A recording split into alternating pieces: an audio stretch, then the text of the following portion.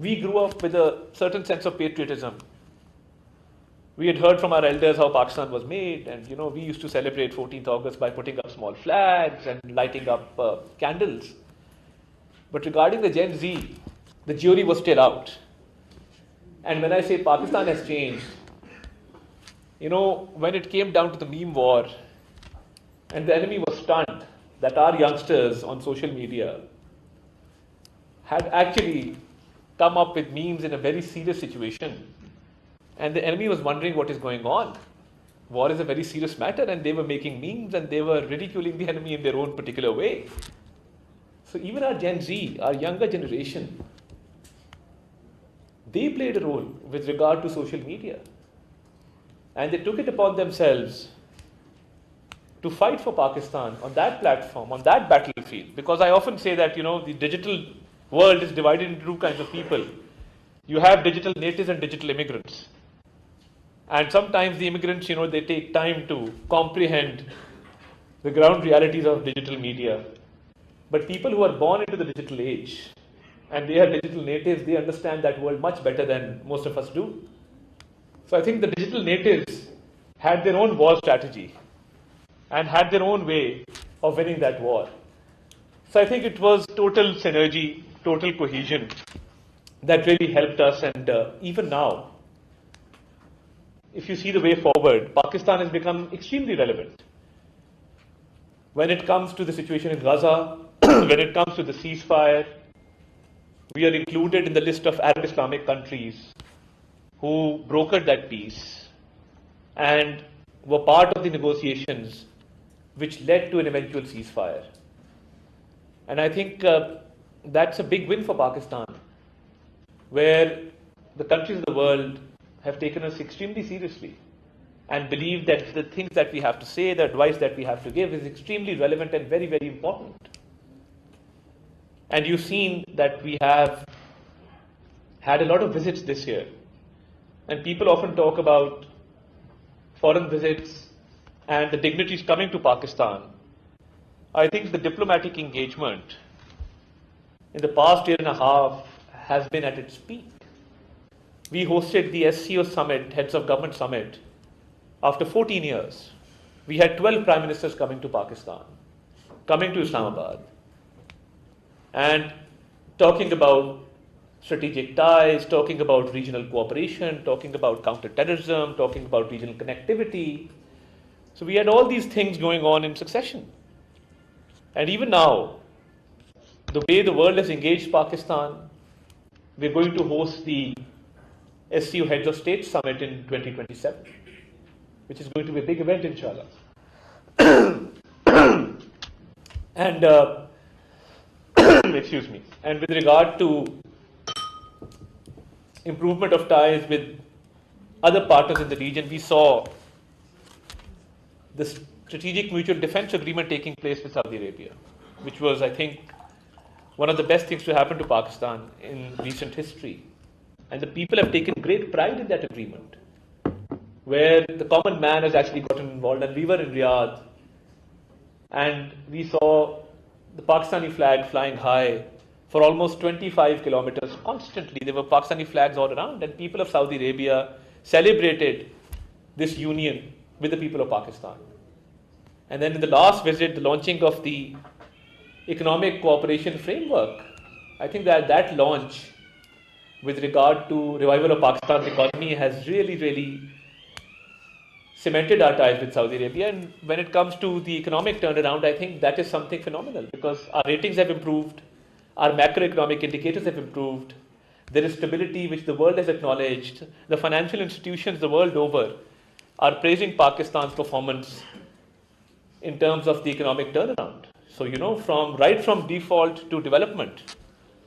And as I said before, from isolation to relevance. So these two slogans really mean a lot when it comes to the government's performance. That we've taken, alhamdulillah, the economy from default towards development, and we've taken our foreign relations from isolation to relevance. And that is how I will define this journey. And I think the future is very bright. And yes, there is a situation with Afghanistan where we now believe that we now have an additional forum where we can present evidence of their involvement in acts of terrorism. And we've been constantly saying that we have irrefutable evidence that their land is used for acts of terrorism. And whenever an incident takes place, and when you backtrack and go into the investigations, you will find somewhere or the other an Afghan citizen involved somewhere. So this is something which we are dealing with, and we've given a very loud and clear message in that regard. So I think Pakistan's situation right now, in terms of its economy, foreign direct investment, strategic ties, increasing trade and commerce in the region, outside the region, it's been very, very optimistic, and we've had great results so far. And with regard to the foreign policy, we had a landmark visit to Kuala Lumpur just last month, and our strategic ties with Malaysia are growing in terms of trade and in terms of investment. So I think overall, in these changing circumstances, Pakistan has played its cards right. And as you saw right after the attack on Doha, the Pakistan delegation was one of the first delegations to reach Doha and express our solidarity with the Qatari leadership. So I think Pakistan has not only played its cards right, but Pakistan has formulated a policy where we've had a lot of successes diplomatically. And this could not have been possible without the civil and military leadership being on the same page, and without that cohesion and that ideal working relationship that exists between Prime Minister Shehbaz Sharif and Field Marshal Saeed Asim Munir. So I think it's also a result, a fruit of that cohesion and synergy that exists between institutions. And it's the stability at home which has enabled us to advocate our case very, very effectively abroad. And we see that a lot of other countries are desirous of improving their relations with Pakistan. And having said that, I think the way President Donald Trump has more than once praised Pakistan and praised the Prime Minister and the Field Marshal and mentioned those 7 planes time and time again. So, that's a point to ponder upon. And we've had a great visit to the US. Relations have improved immensely. And the recent visit to China. So I think Pakistan's relationship with each country has a unique nature.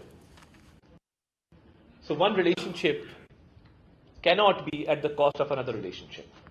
And I think that's where the success of our foreign policy lies, and that's how we plan to go into the future, with a very, very robust, with a very, very effective and very practical foreign policy, which will not only give respect to Pakistan, Pakistan is the world over, but which will also help us to take our economy to new heights, so the life of an average Pakistani can also improve.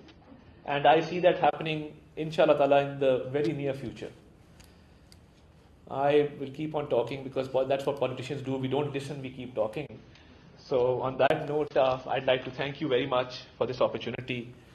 And I hope that I could shed light upon all relevant issues related to our recent rise with regard to the May war and the post-war scenario.